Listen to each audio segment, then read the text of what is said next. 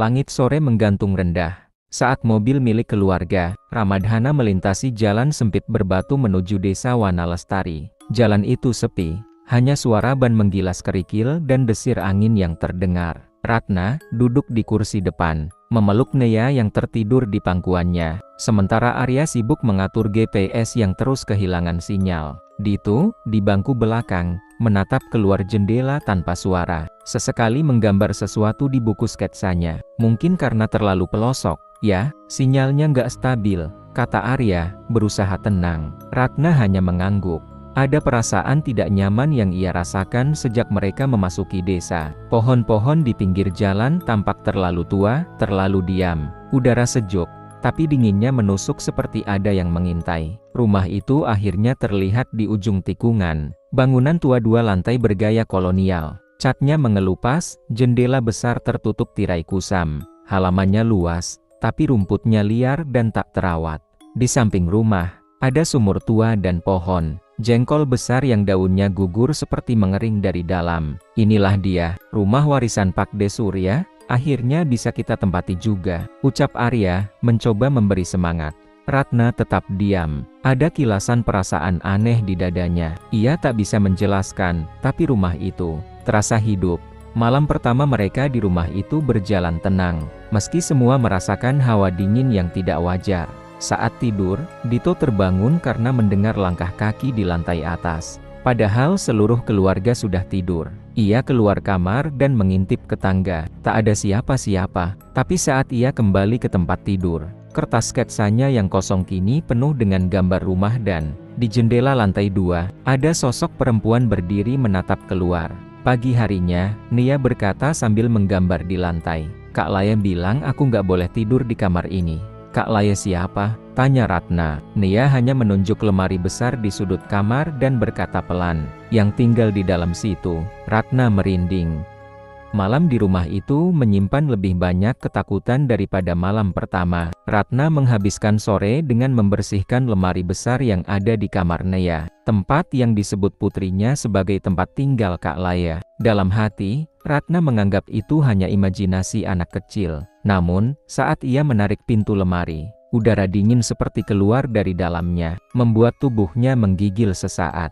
Di balik tumpukan pakaian lama dan debu pekat, ada sebuah lukisan berbingkai kayu. Potret seorang gadis muda bergaun putih, dengan rambut panjang menutupi sebagian wajahnya. Matanya kosong. Ratna hendak membuang lukisan itu ke gudang belakang. Tapi Nia justru berteriak histeris saat lukisan itu dibawa keluar kamar. Jangan, Kak Lait nanti marah. Ratna membeku. Arya datang tergesa dan mencoba menenangkan semuanya. Itu cuma lukisan tua, nggak usah dibesar-besarkan. Malam harinya, Dito kembali menggambar tanpa sadar.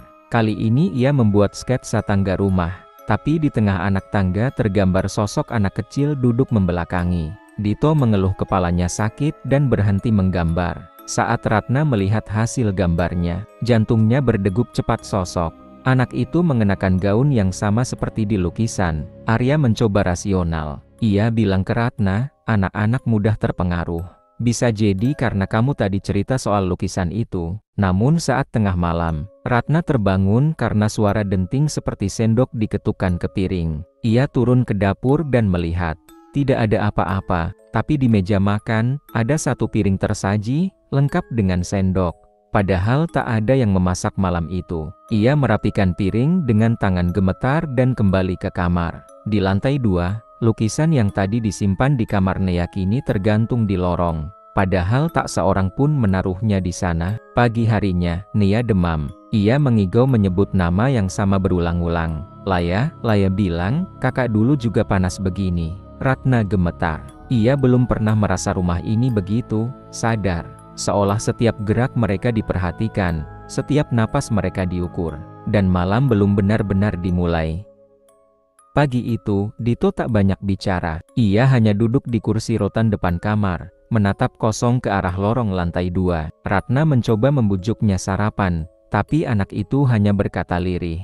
Ada yang duduk di jendela, Bu. Semalam, dia melambai. Ratna mendekat dan mengelus rambutnya. Itu cuma mimpi. Tapi Dito bersikeras. Dia bilang jangan buka jendela, nanti semuanya lepas. Perkataan itu meresahkan Ratna. Ia berjalan ke lantai 2, menuju kamar belakang, satu-satunya kamar yang belum mereka buka sejak pindah. Jendelanya terkunci rapat, namun cat di bagian bingkai tampak tergores, seperti bekas kuku atau cakaran. Saat Arya pulang sore harinya, Ratna menceritakan semuanya. "Tolong, kita panggil orang pintar. Aku nggak tenang." Anak-anak makin aneh, Arya, tapi seperti biasa, Arya menolak. Ia menganggap semua ini hanya perasaan bersalah karena mereka menempati rumah dengan sejarah kelam. Itu hanya sugesti, katanya tegas. Namun malam itu, semua berubah. Sekitar pukul 2 dini hari, terdengar bunyi keras seperti benda pecah di lantai 2. Ratna terbangun duluan. Ia menyambar sentor dan menaiki tangga. Suasana mencekam, lorong gelap dan hawa dingin terasa semakin menusuk. Ketika sampai di depan kamar, belakang pintu yang sebelumnya terkunci terbuka sedikit. Dari celah pintu, Ratna bisa melihat sesuatu bergerak. Perlahan, sosok perempuan berdiri membelakangi jendela. Rambut panjangnya menutupi sebagian tubuh. Tangannya menekan jendela dari dalam. Lalu jendela itu terbuka sendiri. Angin deras menyergap masuk disertai suara bisikan tak jelas. Ratna mundur dan menjerit, membuat Arya terbangun dan segera naik ke atas. Tapi saat mereka kembali ke kamar itu bersama-sama, semuanya normal. Pintu kamar terkunci kembali. Tak ada angin, tak ada sosok. Hanya dingin membeku dan bau anyir darah yang samar-samar menguar. Paginya, Ratna melihat Nia menggambar sosok perempuan berambut panjang di depan jendela. Tapi kali ini ada sesuatu yang berbeda. Wajah perempuan itu separuh rusak. Matanya hitam kelam. Dan di sudut kertas kecil itu, Nia menulis, "Kalau jendela terbuka lagi, kamu semua akan ikut dia." Sejak kejadian jendela terbuka itu, Ratna merasa rumah itu mulai berubah. Bau anyir yang kemarin samar kini muncul setiap malam, seperti darah yang meresap dari dinding. Ia sudah menyemprotkan parfum, menabur kamper, bahkan menaruh bunga melati di tiap sudut. Tapi aroma itu tak kunjung hilang. Nia makin sering menggambar sosok perempuan berambut panjang. Kali ini, bukan hanya Kak Laya yang muncul. Ada anak laki-laki kecil bersamanya mirip Dito, tapi dengan mata kosong dan mulut sobek sampai ke pipi. Mereka tinggal di kamar itu, Bu, yang belakang. Mereka nggak suka papa. Ratna menggigil. Arya tetap tak percaya. Ia justru memasang CCTV kecil di kamar belakang, berharap bisa membuktikan kalau semua ini hanya sugesti. "Kalau nggak ada apa-apa, kamu harus berhenti panik," katanya. Tapi malam itu, kamera hanya merekam kegelapan. Namun jam 2:17 pagi, kamera merekam sesuatu. Bukan wujud, melainkan suara. Suara langkah kecil, suara pintu dibuka, lalu tawa anak kecil yang menyayat. Keesokan paginya, Arya memutar rekaman itu sendirian. Wajahnya pucat, namun ia tetap bungkam. Ia hanya berkata, "Besok kita pasang gembok tambahan di kamar belakang." Namun malam berikutnya, bencana datang. Pukul 3 dini hari, Dito menghilang dari kamarnya. Ratna panik, langsung membangunkan Arya. Mereka mencari ke seluruh rumah dapur, ruang tamu, bahkan kamar mandi. Tak ada. Lalu, mereka mendengar bunyi ketukan dari kamar belakang. "Dito, itu kamu, Nak?" Ratna mengguncang pintu yang terkunci rapat. Dari balik pintu terdengar suara anak laki-laki bernyanyi dengan nada lirih. 1, 2, Kak Laya datang. 3, 4, pintunya terkunci rapat. Arya berusaha mendobrak, tapi pintu itu tak bergeming. Kunci ganda dan kayunya seakan tak bisa dirobohkan. Ratna menangis, berteriak memanggil Dito. 5 menit kemudian, suara dari dalam berhenti, sunyi, hampa. Saat akhirnya mereka berhasil menjebol pintu dengan linggis. Kamar itu kosong, namun di lantai kayunya, ada goresan-goresan baru tulisan yang tercakar. "Jangan buka jika tak mau GLIRANMU tiba." Mentari pagi yang biasanya membawa kehangatan, kali ini hanya menyisakan sinar pucat yang menembus kaca buram rumah itu. Di dapur, Sinta sibuk menyeduh teh, tangannya gemetar tak henti. Mata sayunya sesekali menatap jendela yang menghadap halaman belakang. Tempat suara-suara aneh terdengar semalam. "Aku dengar langkah kaki di atas plafon," ujar Sinta pada Budi sambil menyerahkan secangkir teh. Budi mengangguk pelan, wajahnya semakin pucat dalam beberapa hari terakhir. "Aku dengar suara yang sama, tapi seperti bukan manusia, terlalu berat, tapi juga terlalu cepat." Anak-anak mereka, Dika dan Nadia, masih tertidur. Tapi malam tadi Nadia menangis tanpa sebab, berteriak-teriak, mengigau menyebut nama seseorang, Bu Juma. Bu Juma, tolong jangan kunci aku. Itu bukan nama yang mereka kenal. Hari itu, Budi memutuskan mencari tahu lebih banyak. Ia naik ke loteng yang penuh debu, tempat yang mereka hindari sejak hari pertama. Di sana tergantung sebuah lukisan lama, dibungkus kain goni lusuh dan berjamur. Saat kain itu ditarik, terpampang wajah seorang perempuan paruh baya, dengan sorot mata tajam dan bibir yang menyunggingkan senyum miring. Di bawah lukisan tertulis dengan tinta merah, "Nai, Juma penjaga rumah ini." Budi tercekat. Dalam hati ia membatin, Juma, nama itu yang disebut Nadia saat mengigau. Tak lama, suara berdesis terdengar di belakangnya. Ia membalikkan badan, tak ada siapapun. Tapi lukisan itu, kini seperti tersenyum lebih lebar. Ia buru-buru menutupnya kembali dan turun. Di malam kelima, mereka semua berkumpul di ruang tengah. Tak ada yang berani tidur di kamar. Masing-masing setelah semalam terdengar bisikan dari dinding, "Kalian yang berikutnya, kalian yang berikutnya." Dika bilang dia lihat sosok di kamarnya, ujar Nadia dengan suara kecil. "Apa yang kamu lihat, Nak?" tanya Sinta sambil memeluk tubuh Dika. "Perempuan, rambutnya panjang, tapi dia bolong, Bu, tubuhnya bolong. Aku bisa lihat dinding di belakangnya." Sinta dan Budi saling menatap. Itu bukan lagi halusinasi anak kecil. Mereka semua merasakannya. Sesuatu di rumah ini perlahan mengikis kewarasan mereka. Ketika malam larut, Budi terbangun oleh suara ketukan dari dalam dinding di kamar mereka. Bukan dari luar, dari dalam dinding. Tok, tok, tok. Ia mendekat perlahan. Dinding itu tampak biasa, namun terasa dingin membekukan. Tiba-tiba, suara lirih terdengar. Budi mendekatkan telinga. "Kuburku." Di balik papan, jantungnya serasa berhenti berdetak. Ia mundur, tubuhnya gemetar. Ia segera membangunkan Sinta. Ada suara dari dalam dinding," ujarnya lirih. Sinta, walau ketakutan, ikut mendekat. Dan mereka berdua kini mendengar. "Jangan abaikan, kami masih di sini." Keesokan harinya, Budi nekat bertanya pada seorang warga lama yang pernah ia temui di pasar desa. "Pak, rumah di ujung jalan besar. Rumah itu, dulunya, apa pernah ada yang tinggal di sana?" Wajah orang tua itu mendadak berubah pucat. Ia menatap Budi tajam. "Kamu tinggal di sana?" "Astaga, rumah itu dibakar. Dulu ada keluarga yang mati terbakar, dikurung di dalamnya. Yang punya rumah, Bu Juma, katanya membakar mereka hidup-hidup. Karena marah anaknya mati disiksa majikannya. Keluarga itu majikannya." Budi menelan ludah. "Dan Bu Juma, gila, katanya, bunuh diri di dapur rumah itu. Ditemukan gantung diri dekat tungku. Tapi tubuhnya hilang saat mau dimakamkan." Budi pulang dengan wajah seperti mayat hidup. Di rumah, Sinta menyambutnya dengan panik. "Nadia ngilang. Dia masuk ke kamar Bu Juma semalam. Dan sekarang dia nggak ada." Budi langsung ke kamar tua yang berada di ujung lorong ruangan yang dulunya terkunci. Kini pintunya terbuka, berderit saat disentuh. Kamar itu gelap dan berdebu. Di pojok ruangan berdiri lemari tua dengan cermin retak.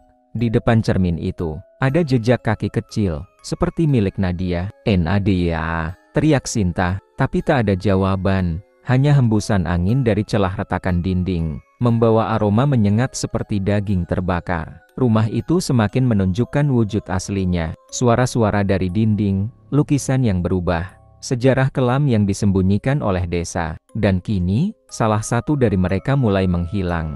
Bayangan Bu Juma dan korban-korban masa lalu kembali muncul menuntut, menghantui, dan menyiksa. Tapi kenapa keluarga Budi yang menjadi sasaran? Apakah mereka hanya penghuni baru yang sial? Ataukah ada dosa masa lalu yang mereka tak sadari sedang menagih balas? Udara begitu dingin meski tidak hujan, seolah ada yang menyedot kehangatan dari dinding rumah itu. Bu Andini, yang beberapa hari terakhir mulai bisa tidur setelah minum jamu dan obat penenang, mendadak terbangun pukul 3 dini hari. Tubuhnya menggigil hebat, dan ia mendengar suara seretan yang tak kunjung berhenti dari arah dapur. Awalnya ia mengira itu Pak Darto, suaminya. Tapi saat ia membuka pintu kamar, cahaya temaram lampu lorong memperlihatkan bayangan suaminya sedang berdiri terpaku di depan lemari tua di ruang tengah. "Mas," panggil Bu Andini pelan. Pak Darto tidak menjawab. Bahunya gemetar dan matanya kosong, seperti orang kesurupan. Bu Andini mendekat, mengguncang bahu suaminya, tapi Pak Darto hanya mengarahkan telunjuknya ke arah lemari. Ada yang mengetuk dari dalam, gumamnya, dan benar saja dalam keheningan itu, terdengar tok, tok, tok, 3 kali, lambat, berat, dari dalam lemari yang mereka bahkan belum pernah buka sejak pindah. Pak Darto mengeluarkan kunci dari saku celananya, kunci yang ia temukan terselip di bingkai jendela dapur 2 hari lalu. Tanpa pikir panjang, ia menyelipkannya ke lubang kunci lemari tersebut. Lemari kayu itu bergoyang sedikit ketika ia memutar kuncinya. "Mas, jangan dibuka dulu, ini nggak masuk akal." Bu Andini mencoba menahan, tapi semuanya sudah terlambat. Lemari terbuka perlahan, dan udara dingin seperti dari dalam gua keluar bersamaan dengan aroma besi karat dan darah tua. Tak ada apapun di dalam, kecuali pintu kecil yang tertanam di dinding belakang lemari pintu. Kayu tua dengan 3 palang besi melintang, penuh ukiran kuno yang tak bisa mereka fahami. Pak Darto membeku. Pintu ketiga. Sementara itu, Adi dan Rani, kedua anak mereka, tidak bisa tidur di kamar atas. Sejak jam 11 malam, suara tangisan anak kecil terus terdengar dari loteng. Rani, si sulung yang sejak awal tidak percaya cerita-cerita mistis, mulai goyah ketika boneka arwah miliknya, boneka kayu tua pemberian pemilik rumah sebelumnya, berubah posisi setiap ia menoleh. "Aku taruh boneka itu di rak. Sekarang dia di bawah kasur," gumam Rani ketakutan. Adi, yang lebih sensitif sejak pindah, berkata lirih, "Tadi malam boneka itu bisik sesuatu ke aku. Dia bilang, jangan biarkan ayah buka pintu ketiga, jangan biarkan ibu ikut."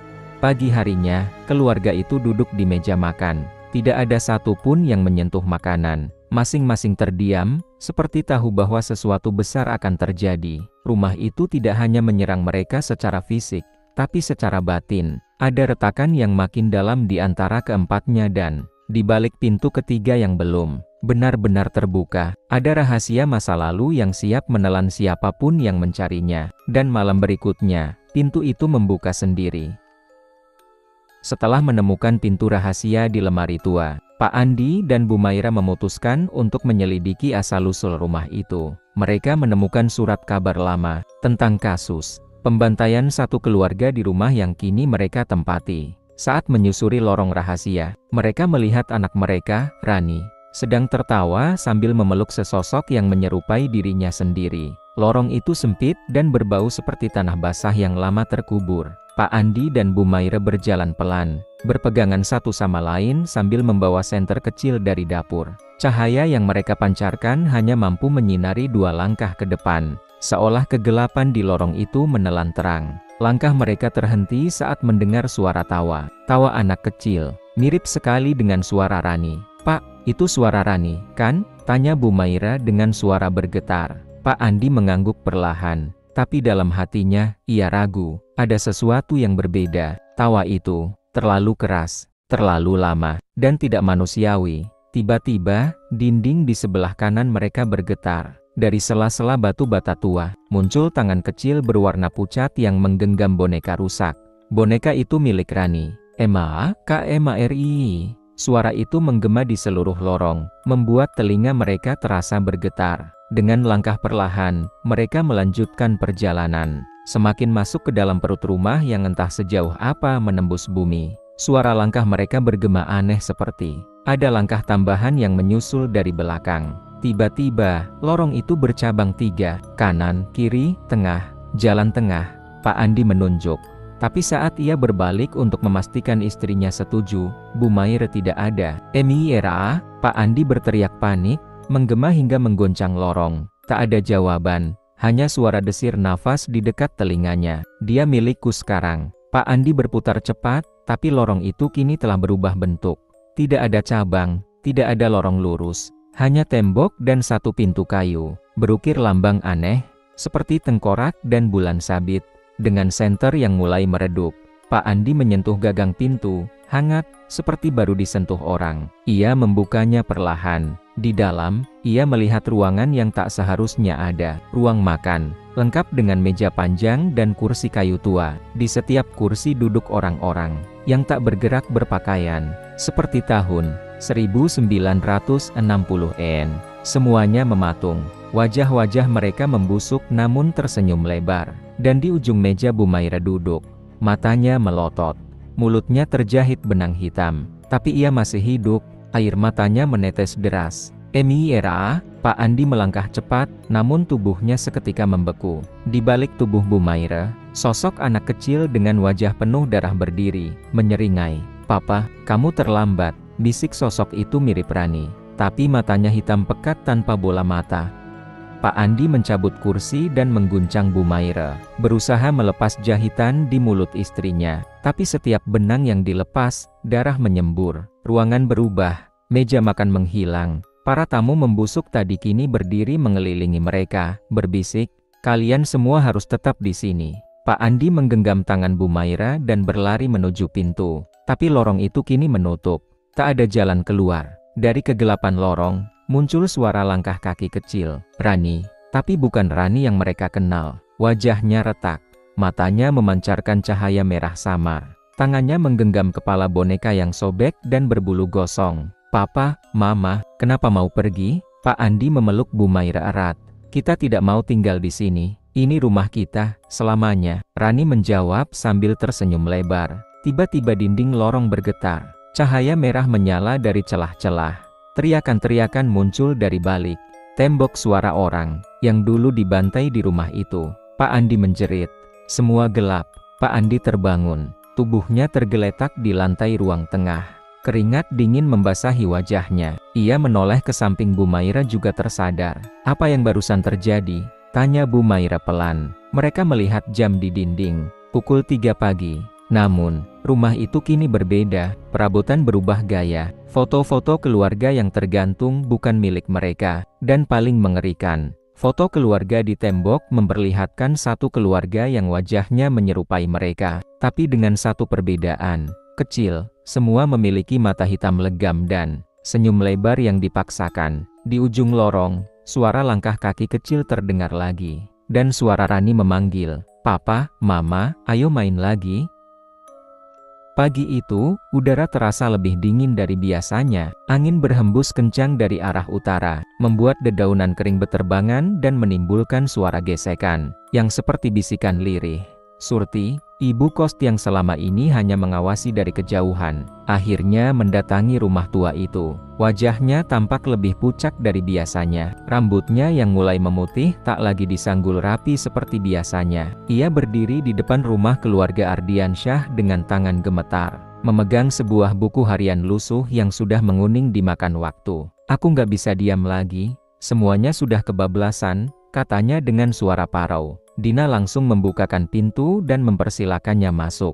Pak Ardi yang baru bangun langsung menghampiri.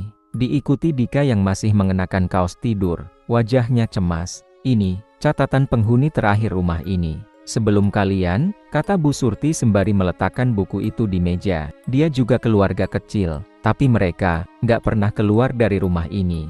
Sama seperti yang kalian alami. Pak Ardi membuka lembaran pertama buku itu.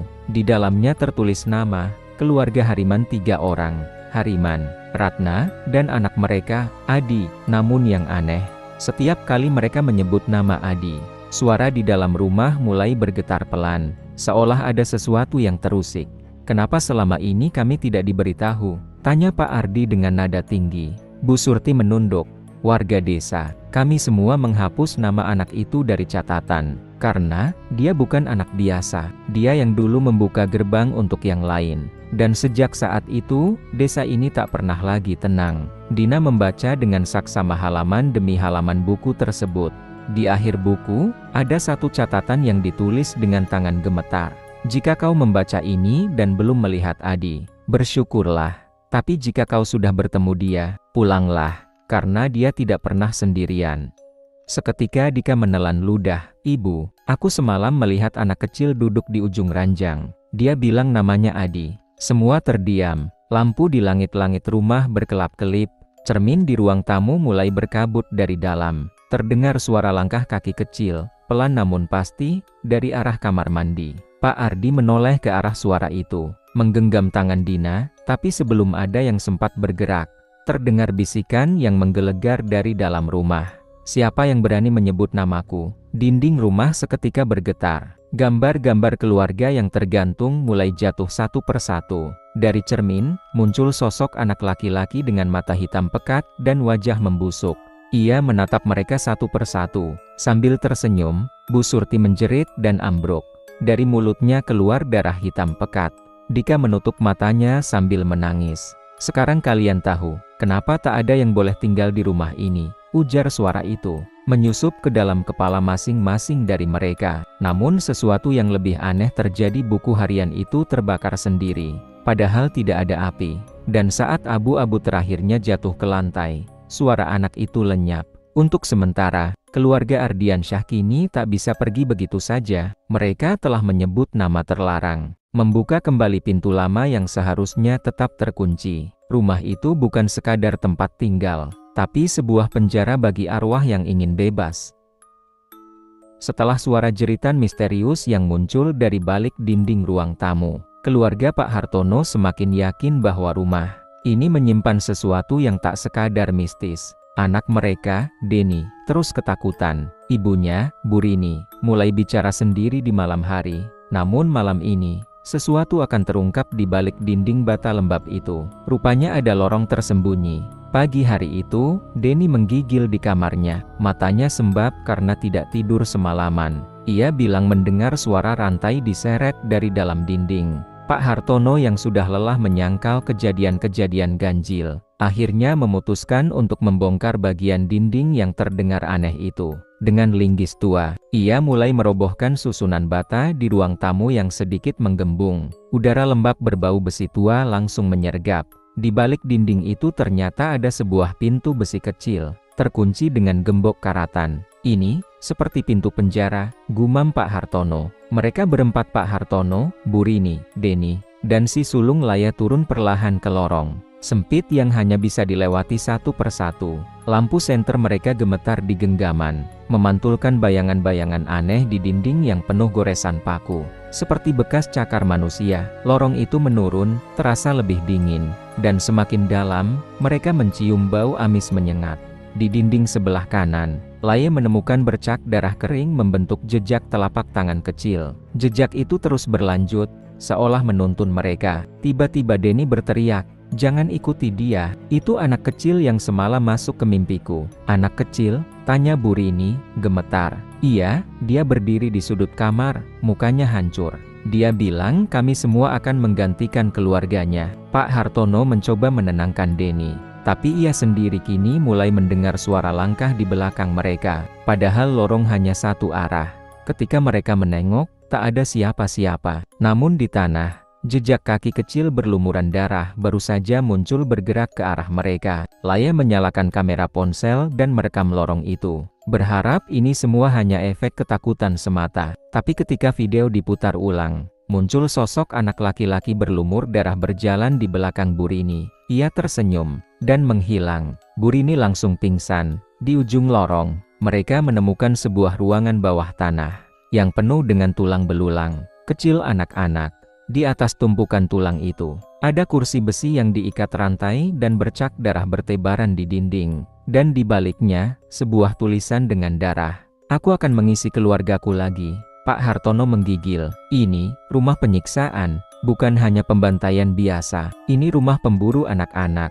Tiba-tiba pintu besi di belakang mereka menutup sendiri, terkunci, lampu senter padam. Lalu suara anak-anak tertawa menggema di seluruh ruangan. Apakah keluarga Pak Hartono akan berhasil keluar dari lorong kematian itu? Apa hubungan anak kecil berlumur darah dengan keluarga ini? Dan siapa sebenarnya yang membangun rumah itu? Setelah menemukan ruangan bawah tanah, penuh tulang, belulang anak-anak dan tulisan berdarah, keluarga Pak Hartono terjebak dalam kegelapan dan jerat. Masa lalu yang jauh lebih kelam dari yang mereka bayangkan. Tapi malam ini, mereka bukan hanya akan melawan hantu melainkan sebuah ritual terkutuk yang butuh korban baru. Lorong bawah tanah, tempat mereka terjebak dipenuhi aroma darah dan udara beku yang menusuk tulang. Denny masih menggigil di pelukan Laya, sementara Pak Hartono berusaha membuka pintu besi yang menutup mereka dari dunia luar. Sayangnya, semua usahanya sia-sia. Di tengah kepanikan, Bu Rini terbangun. Wajahnya berbeda, matanya kosong, dan mulutnya komat-kamit melafalkan kalimat aneh dalam bahasa Jawa kuno. Laya menyadari ibunya sedang kesurupan. Dia sudah datang kembali. Suara Burini parau, namun bukan miliknya. Tiba-tiba ruangan bergetar. Dinding batu berlumur darah itu mulai menampilkan bayangan anak-anak yang pernah disiksa di sana. Semuanya berdiri mengelilingi mereka dengan tatapan kosong, tubuh rusak, dan wajah yang menyerupai topeng kematian. Satu dari mereka maju, anak laki-laki dengan mata putih dan perut robek. "Ayah membunuh kami semua, tapi jiwa-jiwa pengganti belum lengkap," katanya dengan suara bergema. 4 jiwa baru harus mengisi kembali tahta rumah ini. Pak Hartono merangkul keluarganya, tapi tiba-tiba lantai di bawah kaki Laya runtuh, menariknya ke dalam ruang sempit penuh tulang dan belatung. Jeritan Laya menggema. Denny menangis, berusaha menarik tangannya tapi gagal. Pak Hartono berhasil membobol pintu kecil menuju lorong lain. Dengan senter yang hampir mati, ia dan Denny menyeret Burini yang masih kerasukan menyusuri lorong gelap penuh simbol-simbol ritual di dinding. Di ujung lorong, mereka menemukan altar kuno, sebuah meja batu besar, dengan simbol pentagram di atasnya, dan di sana, duduk seorang lelaki tua berjubah merah darah. Kulitnya keriput seperti mumi, matanya menyala merah. "Akhirnya kalian datang, keluarga pengganti," ucapnya dingin. "Kalian adalah darah baru yang akan memperpanjang hidup para arwah ini." Pak Hartono nekat melawan. Ia mengambil obor dari dinding dan mengarahkannya ke altar. Tapi lelaki tua itu hanya tertawa dan mengangkat tangannya. Dalam sekejap, Denny terhempas ke udara dan menjerit. "Jika kalian ingin Laya kembali," katanya, "satu dari kalian harus tinggal selamanya, menjadi penjaga rumah ini, menjadi bagian dari ritual." Pak Hartono menoleh ke Burini. Istrinya itu masih kerasukan, namun air mata jatuh dari matanya seolah jiwanya memohon agar keluarganya selamat. "Aku yang akan tinggal," kata Pak Hartono. Seketika itu, lantai altar retak dan tubuh Pak Hartono tersedot ke dalam kegelapan. Denny dan Burini terpental keluar lorong, jatuh di halaman belakang rumah. Saat fajar menyingsing, pengorbanan Pak Hartono membuat Denny dan Bu Rini bisa lolos dari ruang bawah tanah yang dipenuhi ritual kematian. Saat fajar menyingsing dan rumah tua itu perlahan memudar dalam kabut, mereka kira semuanya telah berakhir. Tapi kutukan rumah pembantaian tidak hanya hidup di dindingnya, melainkan juga di dalam mereka. Kabut perlahan menghilang dari pekarangan rumah. Denny terbatuk keras ketika ia bangkit dari tanah berlumpur. Pakaiannya sobek, tubuhnya penuh luka lecet. Ia melihat ke kanan. Burini tergeletak tak sadarkan diri di rerumputan, di bawah pohon jambu besar yang ada di belakang rumah. Tak ada lagi suara, tak ada lagi jerit tangis, tak ada rumah bangunan tempat mereka tinggal beberapa malam terakhir. Itu sudah tidak ada, yang tersisa hanya fondasi lapuk dan halaman belakang yang ditutupi semak liar dan darah beku. Denny berusaha membangunkan ibunya. "Bu, kita udah selamat. Bu, ayah, ayah." Burini perlahan membuka mata, tatapannya kosong. "Ayahmu," suaranya gemetar, "ayahmu belum mati." Dan Denny mengerutkan kening. Tapi dia jatuh ke lubang itu. Dia dikorbankan. Dengan suara lemah, Burini menjelaskan, dia tidak dikorbankan. Dia diserap. Arwah rumah itu tidak ingin dia mati. Mereka ingin dia jadi bagian dari mereka. Denny dan Burini akhirnya ditolong oleh warga yang menemukan mereka di tepi hutan. Anehnya, warga desa sekitar mengaku tidak tahu menahu soal rumah yang dimaksud. Rumah itu udah lama dibongkar. "Bertahun-tahun lalu," kata salah satu warga, "dulunya itu tempat pembantaian, tapi sekarang lahan kosong." Ketika mereka tunjukkan foto-foto rumah yang sempat mereka ambil di HP Denny, warga itu kaget. Itu rumah lama keluarga Ranu, yang dibunuh semua anaknya oleh kepala keluarganya sendiri. Tapi rumah itu nggak pernah dibangun kembali. Denny dan Burini terpaku. Apa artinya? Apa selama ini mereka tinggal di rumah yang tak lagi eksis di dunia nyata? Malam hari rumah sementara di pinggir kota. Burini dan Denny tinggal sementara di rumah sepupu mereka. Namun malam-malam yang tenang berubah menjadi gangguan mengerikan. Di kamar mandi, Denny mulai mendengar suara ketukan dari cermin. 3 kali, setiap malam. Selalu jam 1:11. Ketika ia mencoba merekamnya, kamera ponselnya hanya menunjukkan bayangan seseorang berdiri di belakangnya, tapi tak ada siapapun saat ia menoleh. Sementara itu, Bu Rini semakin sering berbicara dalam tidurnya. Kalimat-kalimat seperti, "Rumah ini tak pernah membebaskan kita. Jaga Denny." Mereka ingin dia jadi penerusnya. Pak Hartono masih hidup di sana. Suatu malam, Denny menemukan ibunya berdiri menghadap dinding kamar, mencakar cat tembok sambil menggumamkan kalimat, "Tukarkan. Jiwa harus seimbang. Jiwa harus dibayar." Ketika Denny mencoba menelusuri sejarah keluarga Ranu melalui arsip koran lama dan laporan pembantaian, ia menemukan foto lawas yang membuat darahnya beku. Dalam foto keluarga Ranu tahun 1983 itu, di antara para anggota keluarga ada satu wajah yang tak asing, mirip ayahnya, sangat mirip, identik. Nama pria itu adalah Suharto Ranu, dan wajahnya seperti fotokopi dari Pak Hartono. Kepalanya mendadak pusing. Apakah ayahnya reinkarnasi dari Suharto Ranu? Atau, apakah dia memang orang yang sama? Di tengah malam, Denny mendengar seseorang mengetuk pintu depan. Tok tok tok. Denny membuka. Tak ada siapapun. Tapi di ambang pintu, ada satu benda. Foto keluarganya saat pertama pindah ke rumah itu. Tapi ada satu sosok tambahan di belakang mereka. Sosok pria berdiri dengan wajah penuh luka, mata kosong, dan darah menetes dari mulutnya. Ayahnya. Denny mendadak pingsan saat melihat ke belakang rumah. Dalam remang cahaya bulan, di balik pepohonan, berdiri siluet rumah tua itu kembali. Tidak seharusnya ada di sana, tapi ia kembali. Siluet rumah tua itu berdiri kembali di balik pepohonan. Padahal sebelumnya, rumah itu lenyap seperti tak pernah ada. Tapi kini ia kembali, dengan bentuk yang lebih rapuh. Kusen membusuk, jendela retak, dan cahaya merah menyala dari dalamnya. Denny menatapnya dengan gemetar. Rumah itu memanggilnya kembali, dan kali ini, tidak ada pilihan lain selain menjawab panggilan itu. Denny menggandeng tangan ibunya. "Kita nggak bisa lari terus, Bu. Ini belum selesai. Rumah itu belum puas." Bu Rini memandang rumah tua itu dengan napas bergetar. Dia mau kita kembali dan menyelesaikan sesuatu. Mereka kembali menyeberangi pekarangan rumah. Akar-akar kering menjulur seperti tangan yang mencoba mencengkeram kaki mereka. Begitu melangkah ke dalam pintu rumah, waktu terasa membeku. Semua menjadi sunyi, tapi suara-suara dari masa lalu mulai terdengar, jeritan anak-anak, tangis perempuan, doa tercekik. Di ruang tengah, sesosok berdiri membelakangi mereka. Sosok laki-laki dengan baju yang sama dikenakan. Pak Hartono saat terakhir mereka melihatnya. "Pak," Bu Rini berbisik. Sosok itu berbalik perlahan. Matanya hitam seluruhnya. Di wajahnya, luka-luka terbuka yang menganga. Seolah waktu tidak berlaku lagi padanya. "Aku tidak bisa pergi. Rumah ini butuh jiwa terakhirnya." Suara Pak Hartono dalam bisikan pelan. "Jiwa siapa?" Denny bertanya. "Aku, dan kamu, dan..." Denny melangkah mundur. Tapi lantai rumah tiba-tiba berubah seperti lumpur berdarah, menahan kakinya. Tiba-tiba, roh-roh keluarga Ranu bermunculan di sekeliling ruangan. Anak-anak dengan mata kosong, perempuan menangis dengan wajah hancur. Mereka semua mengerumuni Denny. Salah satu anak berbisik, "Dia penerusnya. Darah itu milik kita." Bu Rini berteriak, memeluk Denny, dan meneriakkan kalimat yang tak pernah ia ucapkan sebelumnya. "Sudah cukup."